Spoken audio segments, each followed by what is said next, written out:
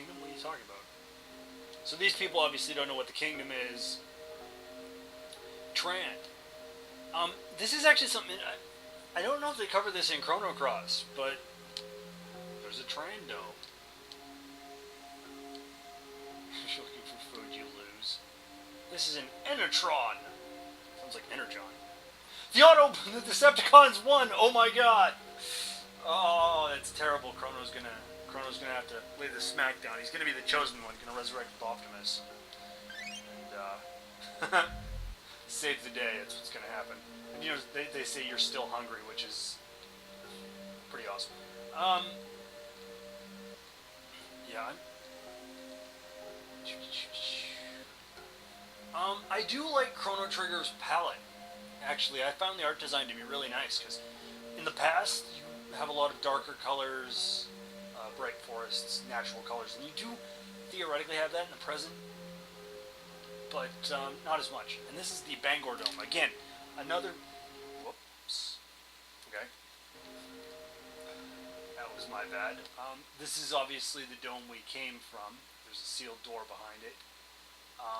Although, one thing really kind of irked me about... I mean, I understood you started to explore and stuff, but I would have liked it better if you had been really forced.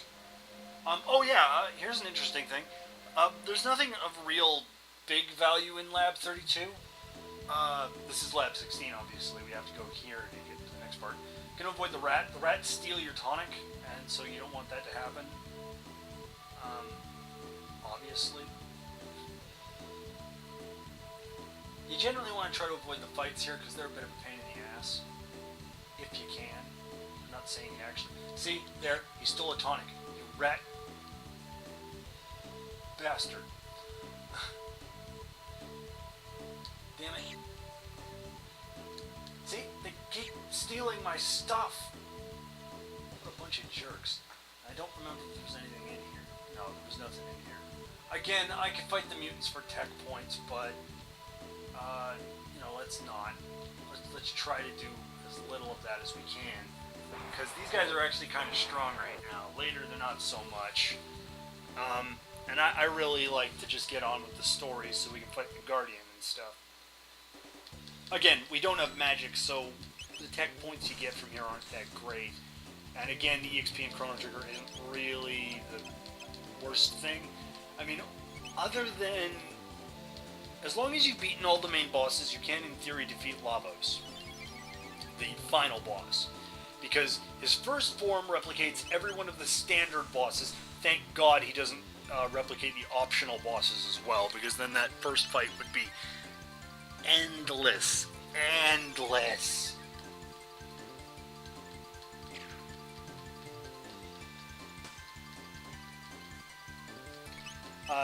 I would recommend equipping Chrono with anything that boosts his critical rate, because every time he criticals, he just does awesome damage.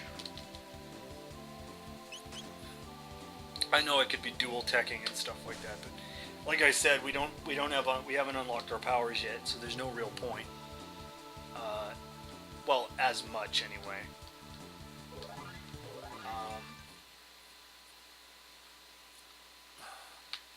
Luca's good later when when Chrono dies. Oh man, I hate this fight. Alright, I got past it. Because I really hate that fight, I do. And again, taking my tonic. What a jerk. He's a jerky jerk face. Now, if I remember right, magic is the deal with these guys, so I'm going to have Luca use fire. Because it's the only thing that even comes close to magic.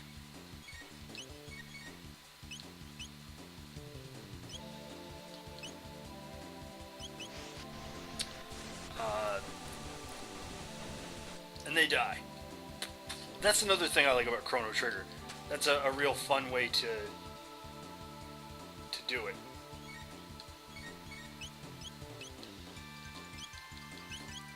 I don't remember if she can kill them on her own.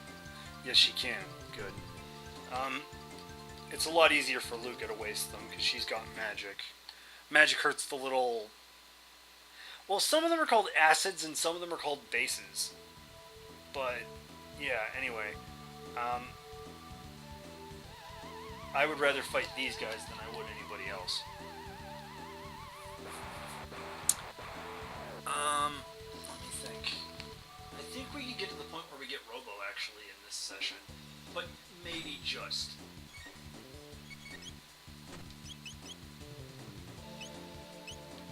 So those two are gonna die, and if you get the gold stud, it's an item that cuts your MP use in half. That's really useful for Chrono and Magus. Well, generally for any character, but especially for those two. Luca's real power is not her magic, though I'm sure a lot of people would say so. I don't believe that to be the truth in the slightest. I think that her real power is in the Wonder Shot. Because unassisted, it can do anywhere. It does actually a base range. We just learned something. I don't know what it was. I don't think any of us care. But the reason I avoided it was because... Ooh, I think they're close. I'm not sure, but I think they're close enough together for me to actually waste them all at once.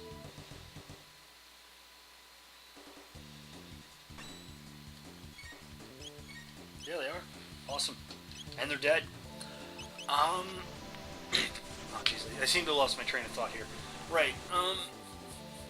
Chrono Trigger's palettes and other effects are great. Specifically because they're unique. Anybody else notice that about current games? Like with shooters, everything is all gray and brown and browny gray, and even games I like Fallout 3 have a really crappy palette.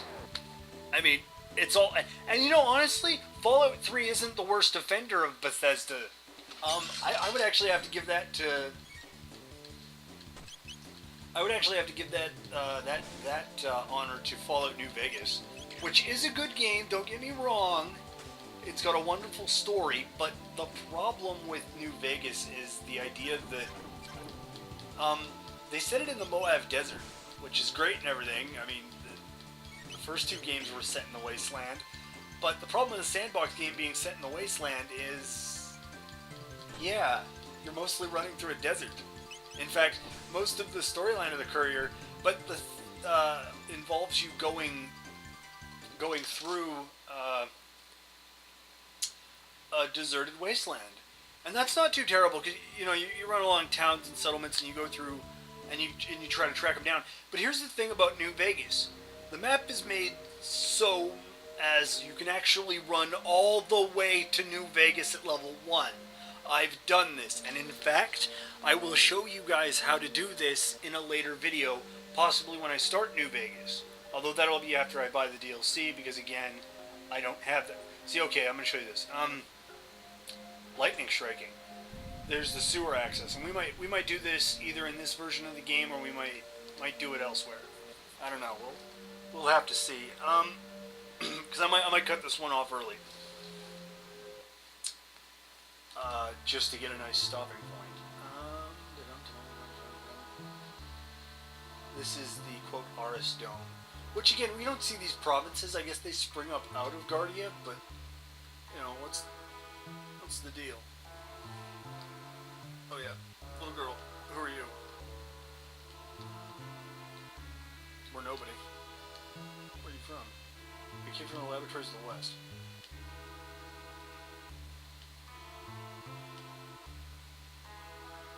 Nope. Not a chance. Here's another thing in post-apocalypse. Why are there always mutants? In Fallout, they explain the mutants. There were ghouls, people that were just still living but kind of crazy from the radiation, and then there were super mutants, which were artificially created mutants. But at least they explained them.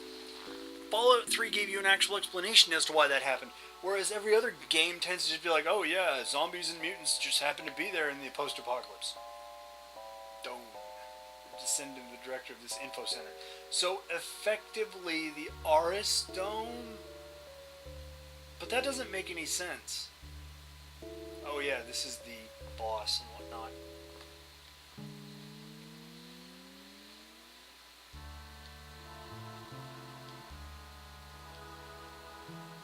Spirited young people for a change. Careful now and come back. What I'm going to do is I'm going to go in the Enertron. And I think I'm going to cut this session off here, and we will start again. And we'll start again at the point where where we can just kick it off and do a 2-hour thing when we get Robo later. I didn't apparently touch them. I'm just trying to figure out something to commentate on, and I didn't even pay attention for the sound that allows you to know that you touched the save point.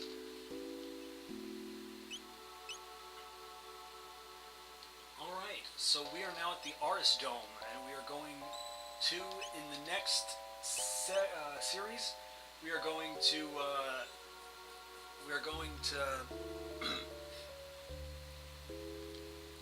we're gonna go and be awesome and fight the guardian of the food storage area and whatnot. And actually fighting him will be important for later in the game, and I'll explain that when we fight him.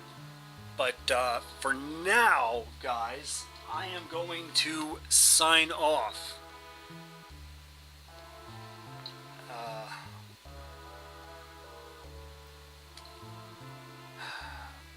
Later.